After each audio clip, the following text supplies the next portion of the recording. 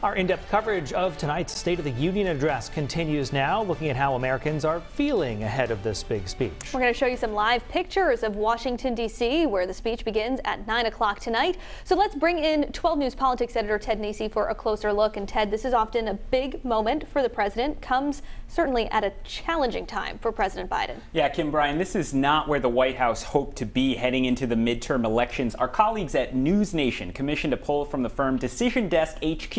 Over 1,000 registered voters surveyed last week. And you see here the hole the president is in. Only 43% Americans currently approve of how Biden is handling the job, while 57% disapprove. And it's worth noting more than 40% of those polled said they strongly disapprove of Biden's performance. So that's a large block of voters deeply unhappy with the president.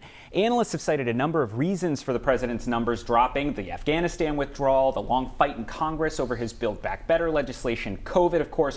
But one issue really stands out.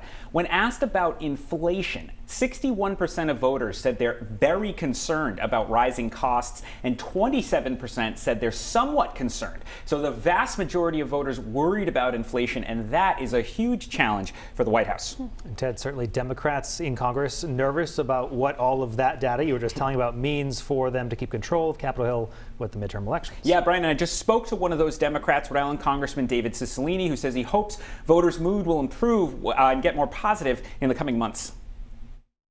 I think once inflation begins to level off, the president's done a lot of work on the supply chain problems. We're obviously recovering from a pandemic. So I think some of those problems are so, in the faces and the experiences of people every single day that it's hard to think about all the progress we've made as a country. Cicilline saying he hopes the president takes the opportunity to, quote, brag a little bit about what he has done so far in the White House. All right, 12 News Politics Editor Ted Nesi will be with us through the whole night, of course. Thanks for joining us. Good to be here.